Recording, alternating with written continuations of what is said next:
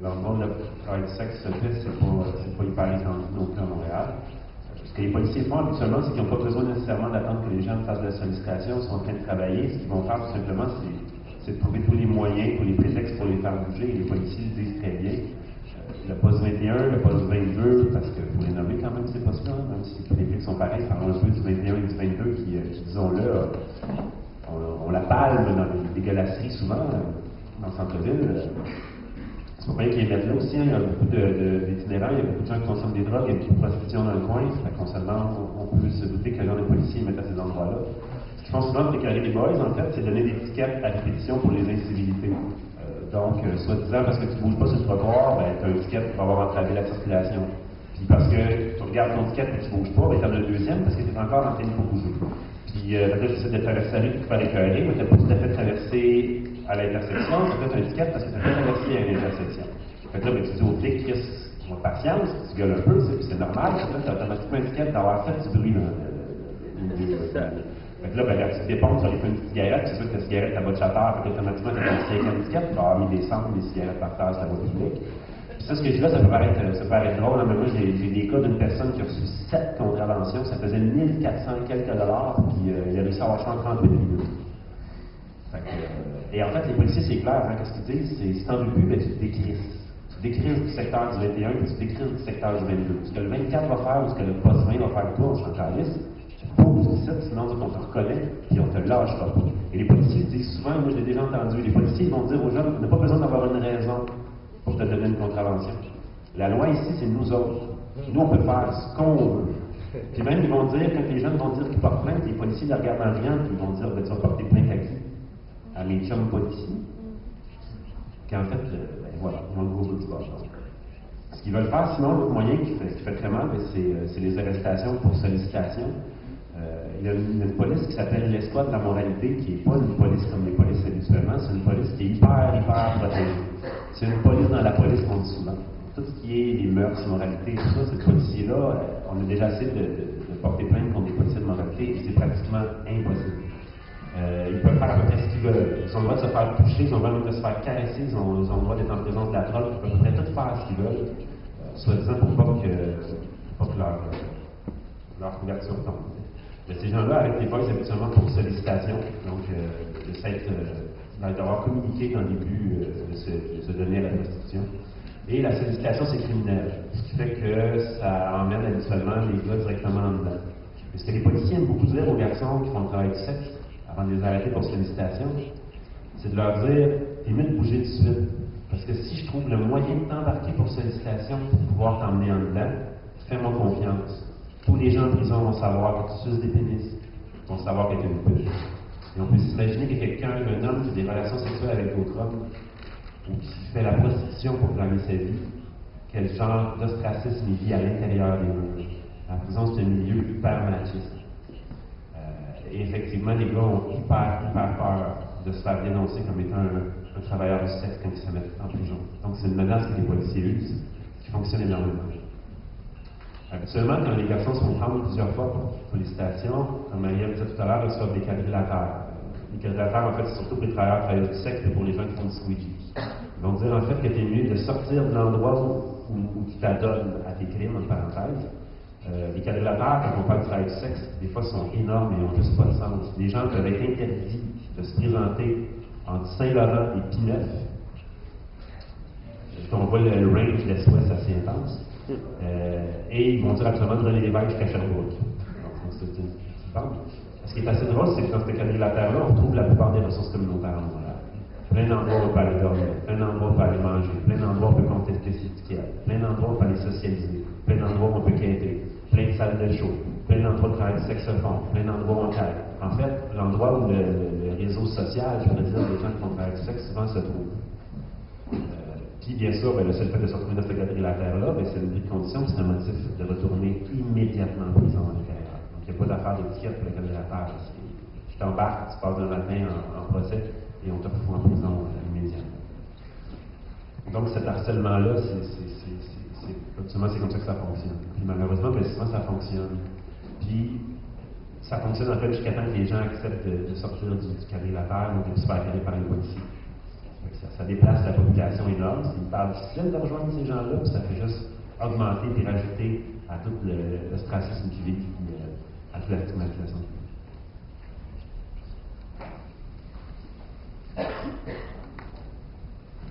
Obviously, aggression is the word of the day. I mean, the youth in it don't even have to be soliciting. They could just be walking to the metro, waiting for the bus, or waiting for the train, and it's either move along, or they give them a ticket, or even IDing them. That's the favorite thing these days. Checking their cards, the Opus cards, see whether or not they pay.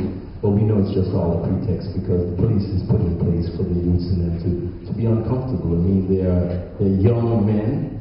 For the most part, I know they harass the girls as well, but I think the young men, the young black men are the ones that are really targeted by the police from about 12 to 30 years old. And, I think one of the philosophies of the police is really like make them uncomfortable and show them really truly who's the boss. And every once in a while, they shoot one of us. If you think about Anthony Griffin, we know the story. Anthony Griffin was a young man that I knew, who was police shot at 19 years old, back in '87, and nothing was done. I mean, the man slap on the wrist, not even a slap on the wrist, more like a promotion. And you know what happened to Freddie, he couldn't know that. So it's, either it's a ticket, or they arrest you, and I heard stories about them like slamming youth's head into the police car, into the cruiser, or just dragging them on the street, dunking them in water in the street, whatever. And if you contest, we have a thing that we did at Head and Hands at J2K where we had these rights cards, where basically it says, you have the right to a lawyer and so on and so forth, and am I being under arrest, and so on. And the police would just basically take the cards and just rip it up in front of the youth in their face.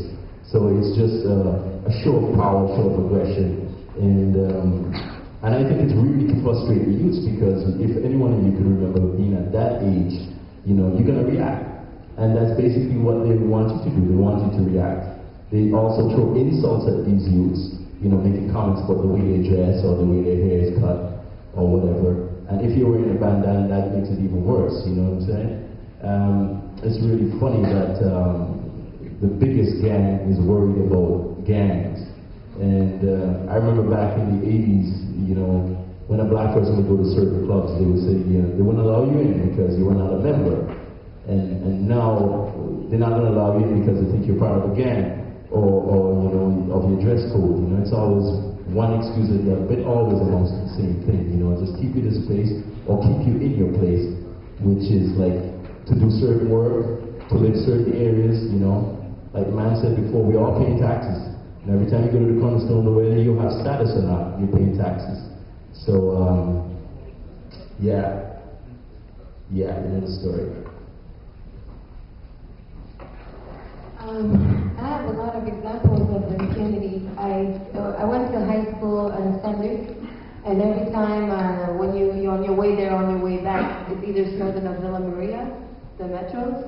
Like everybody's nodding like, yeah, Villa Maria. Everybody knows that Villa Maria was constantly pretty much the central youth harassment by police metro. One of them. One of the few that really are known to be that, and I had the joy to do that for 4 years. So that's where it started when I heard comments like j'ai pas besoin de donner une raison, c'est que si je te le dis, ben c'est ça que tu dois faire. Like, oh, if I said it, then you do it. We never understood why just waiting for the bus and letting 2-3 buses pass because we're having fun was criminal. Why do we have to leave every time? So the attitude became so cold between the youth and the police that every time we'd be at Snowden and we just see the police car, we're like, we already know what's going on. They're coming to us. They're coming at us. We're not doing anything wrong besides maybe laughing. So I lived there a few too many times, and just having that concept of if police is there, don't even react. Just go. Just leave. If you don't have trouble, just leave. Because otherwise, they're gonna find any which way to stop you. So that was that. And then at one point, I was trying to take a picture with my crew. It's a rap crew called Royal Peasants, and we were with Samuel Toby, who has another story that we're going to share with right after this one. And we were just trying to take pictures for our mixtape. I wasn't yet 18, and we decided to go on the rooftop. We're in NDG. So we went to the rooftop of one of the apartment blocks that pretty much, neighbors where we were residing.